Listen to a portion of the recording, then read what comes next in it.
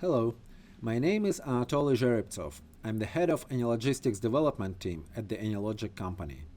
I welcome you to anyLogistix Constraint-based Network Optimization webinar. During the webinar, please feel free to ask questions using the chat window in the GoToWebinar toolkit. As many of you know, network optimization experiment finds the best option in terms of objective function from a set of possibilities, at the same time satisfying all the constraints being defined. The standard problem definition considers lots of different inputs like potential facilities locations, possible flows, different costs, and standard constraints like minimum and maximum values of flows or storages. From the solver perspective, it's a set of equations and inequalities that define correspondences between supply, demand, flows, and storages by period for each product. However, in real life, companies may have specific requirements which are essential for their business, and so they should be taken into account during optimization. That could be a correspondence between flow amount and storage size, or limited number of sources for a certain facility, probably some cost defined by a step function. Sometimes even the profit or total cost is not a subject for optimization. It's a constraint, and the objective function is something different. So today we'll walk through several examples that can give you an idea how you can implement your own constraints in case you need that. Here are some examples of business-specific requirements like multi-sourcing or storage size defined as a percentage of incoming flow. And I will start with a bit different thing, which is two-step optimization. And the idea is the following. We will perform first optimization pass to identify the best achievable total profit. Then we will define a constraint that keeps the total profit at some reasonable level. And finally, we will modify our objective function and we will perform second optimization pass to minimize CO2 emission. So let me switch to the anyLogistix product. And for this example, I will use a predefined scenario which has number of facilities, certain customers with their demand, and a factory which ships to distribution centers and they ship to customers. In this scenario, we also have several vehicle types defined, and the CO2 emission for different vehicle types is different. So let's run the network optimization experiment with the standard objective.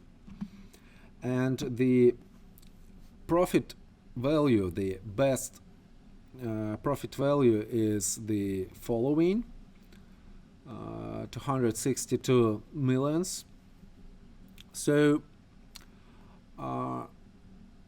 now I will define a constraint that will keep that profit on a certain level. I already have it created, so I will include this constraint. You can see that total profit should be greater than or equal to 250 million. And then I will go to objective function table. In this table, we can switch on or off certain objective members. And now I will switch off everything except CO2 emission. Let's run network optimization experiment again. In this case, the objective is CO2 emission, and we try to keep it as low as possible, maintaining the constraint that we defined. So let's compare the results. In the first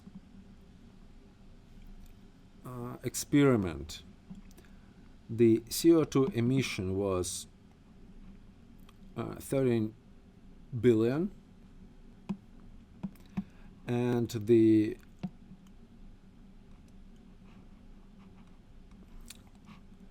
the total profit was 262 millions.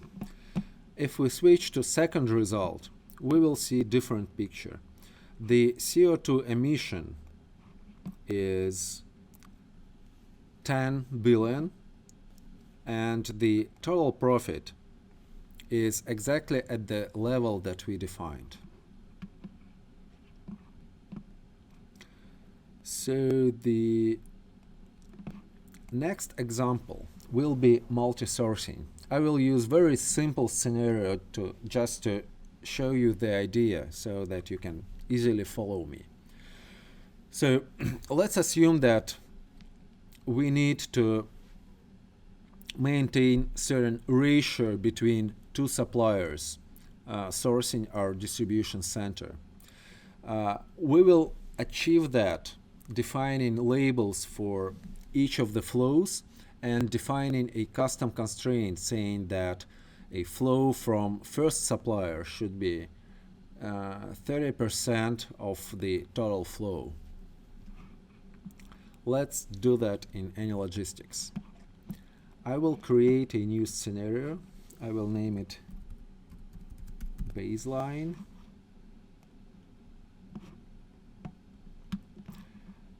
And I will add a supplier. Actually, two suppliers, distribution center and a customer. I will also define additional flow from all suppliers to the site. So now we have the following structure. Suppliers are shipping to a distribution center, and distribution center is shipping to a customer. If we run that network optimization experiment without additional constraints, we will notice that only one supplier is selected because it's closer to our facility, so it's cheaper, and obviously it's the only one that is selected. So let's modify our problem definition.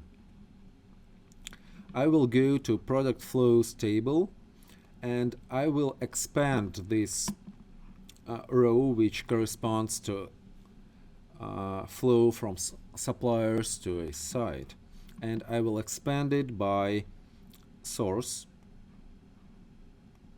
like this. Instead of one flow for a group, I've got individual flows for each supplier. So I will name them S1 flow for supplier 1 and S2 flow for supplier 2. Then I will switch to custom constraints table, and I will define exactly the constraint that we saw on a slide. S1 flow at the left hand side should be equal to 0.3 of S1 flow plus 0.3 of S2 flow, like this. Let's run experiment again. And this time we see a different picture. If I go to product flows table, we can notice that flow from supplier 1 is exactly 30% of the total flow.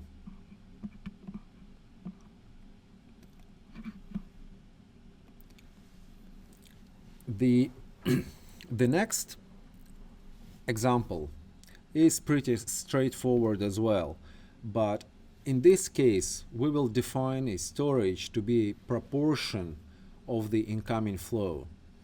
I'm assuming that we have like corporate policies that require us to build kind of safety stock equal to 10% of incoming flow.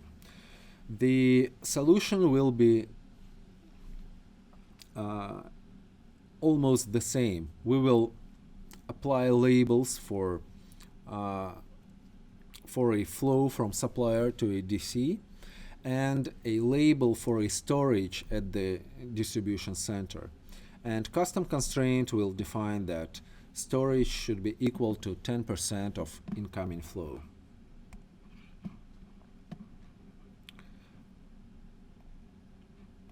I will create a new scenario.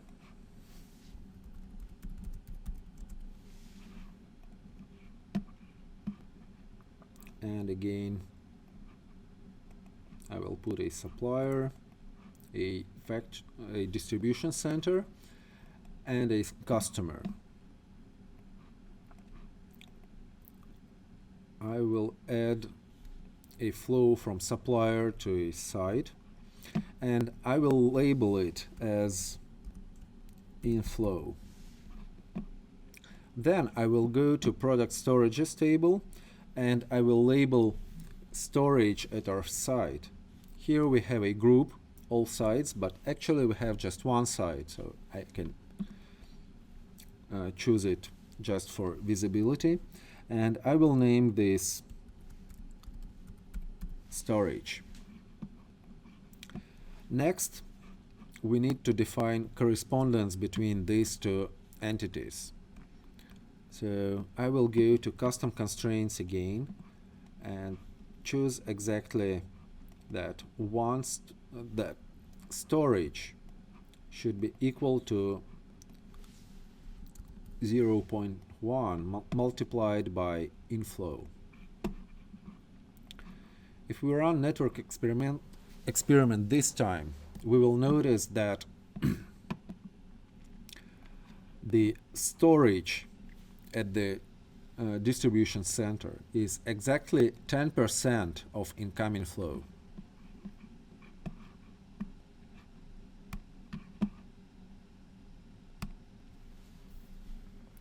Next problem definition. It might appear that it's almost the same as the first one. We want to have fixed storage if a flow of certain product exists through the distribution center. The problem definition sounds similar, but the solution will be actually a different one. We will have to define a binary variable, and we will name it flow exists, which can take only two values, 0 or 1. Then we will label flow from a supplier and storage at the distribution center. And then we'll have to define two so-called indicator constraints, which are actually if-then statements. The first one is if flow exists, then the storage size should be 100. And if flow doesn't exist, which means flow exists is 0, then the flow value should be 0. In order to define indicator constraints, we'll have to define linear ranges first. These are 4 ranges that are used as expressions in if-then statements. So let's do that in the product.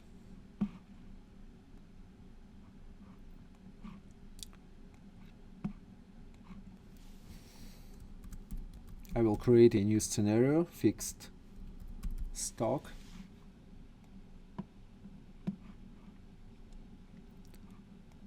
Again, one supplier, one distribution center, and one customer.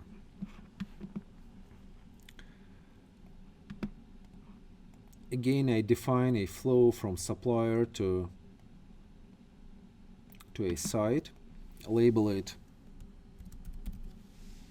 flow. Then I will put a label to a storage. It will be storage. And now I switch to custom constraints table. And first of all, I will create a new variable, a binary variable. I will name it flow exists. And at the right hand side, I will select Boolean variable.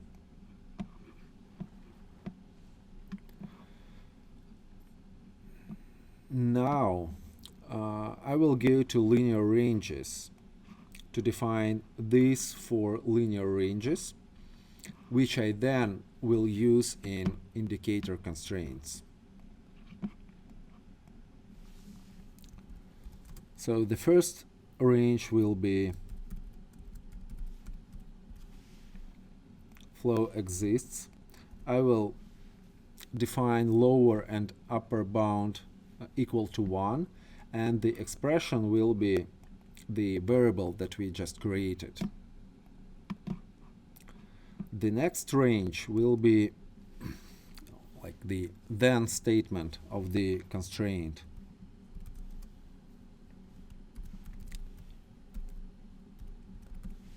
I will name it storage equals to 100, and again I set up lower and upper bound for a storage, both of them equal to 100. The next linear range will be flow exists equal to 0, which means that flow doesn't exist. So the flow exists variable should be 0. And the last linear range will be flow equal to 0.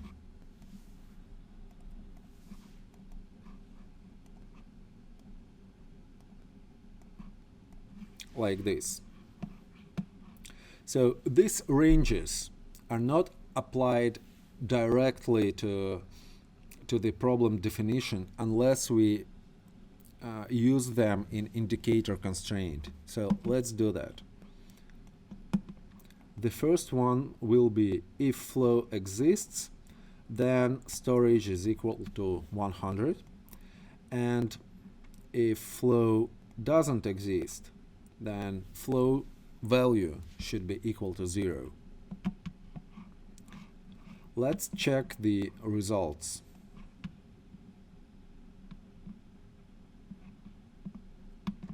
I will go to storage by product table, and you may notice that the storage value is exactly equal to 100 because there is a flow through that site.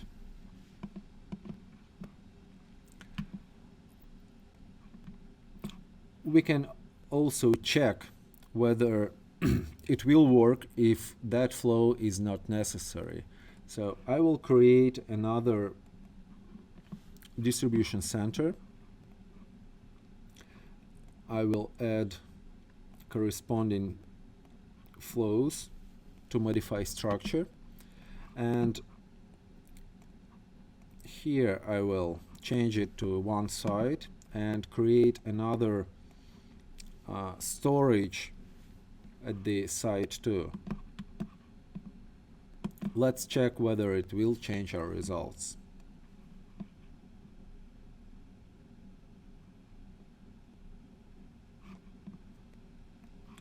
So now we see that all the products go through site 2, and site 1 doesn't have any incoming or outgoing flows. So let's check the storage by product. We see that there is no storage at site or at site 2, and everything goes directly to customers through site 2.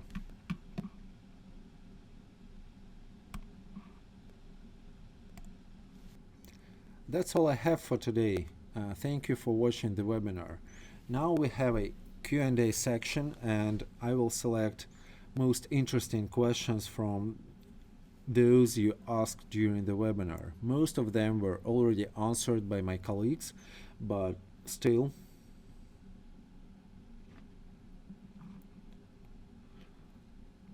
So the first question is how to restrict number of sources for certain facility. Let me briefly show that in the product.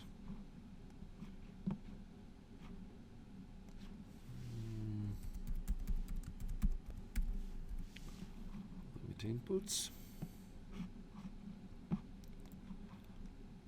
I will create a new scenario for future references. So we have a supplier, a warehouse, and a customer.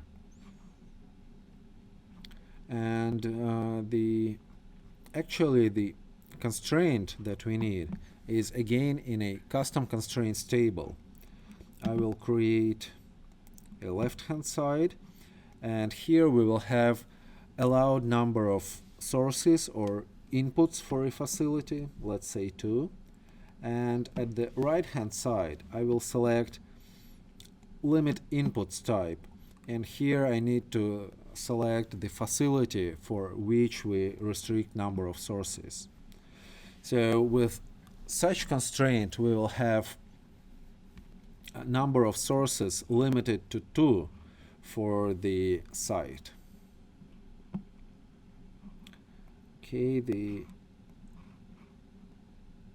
next question. Is it possible to define a cost based on the storage size across several periods?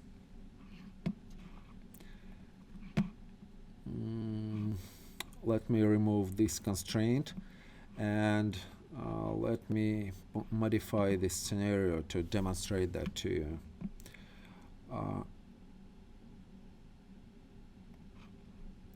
I will add 2 more periods here, P1, P2, and period 3. I also need a flow from supplier to a site. And storages by default are defined for all periods.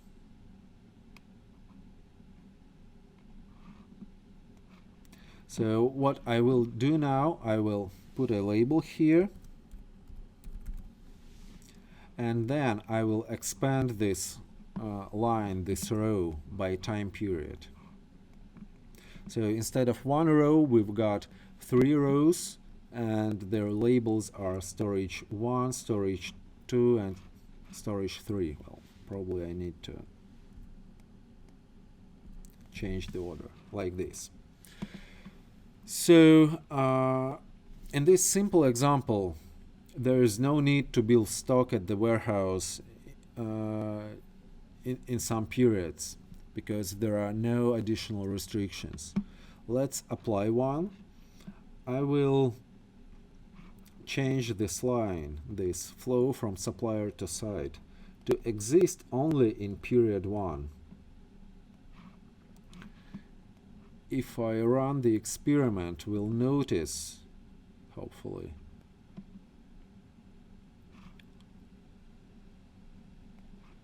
yes, we'll notice that we're building stock at period 1 to supply customers in period 2 and period 3. So let's go to custom constraints table, and I will define max storage variable. So I create a new one using assigned name, and as a right hand side I will select max expression, and it actually selects the maximum of the expressions defined line by line here. So it will select one of these 3 storages which has the most value, like this. I also need to define cost. Again, I will use assigned name, and it will be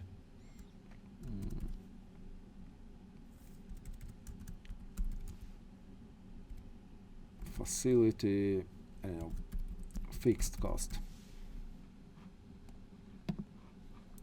And as a right-hand side, I will select max storage and certain coefficient that converts storage size, like cubic meters, to money. Let's say $1,000 per cubic meter. And finally, I need to modify objective function so that it will take this cost into account. I can create a new objective member, or I can use an existing one. So I will modify fixed cost objective member. We add this cost with minus sign because we're adding this to costs and we are maximizing profit, which is total revenue minus all the costs, like this. So let's run experiment again. So again, we have the maximum storage size at period 1. And let's check what we have in named expressions. Max storage is exactly the same value, and facility fixed cost is this value multiplied by 1,000 as we defined. And if we go to objective members, then again we'll notice that fixed cost includes this total facility cost.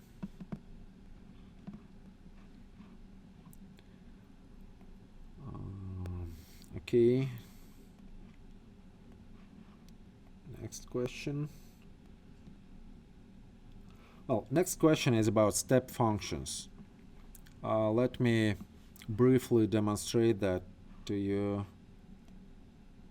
probably using the same scenario.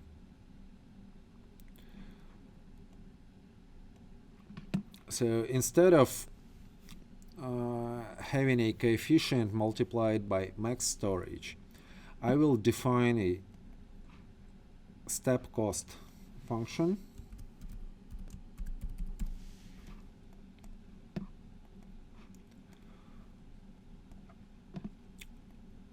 And the argument for that function will be max storage. And well, which steps should it be? Let's say 100,000. Then the next step is if the max storage is greater than 1,000, then it will be 1,500, and if it's greater than 2,000, then it's 300,000. And facility fixed cost in this case will be not this one, but this step cost function. Let's run experiment again and check the result. I will go directly to named expressions. So what we see here, the maximum storage value is this one, the max storage is this 1,462, and it's between 1,000 and I don't remember what I defined, 2 or 3, but in any case it corresponds to this 150,000 step. So the step cost and facility fixed cost is 150,000, which is reflected in the objective as well. Yeah, here it is.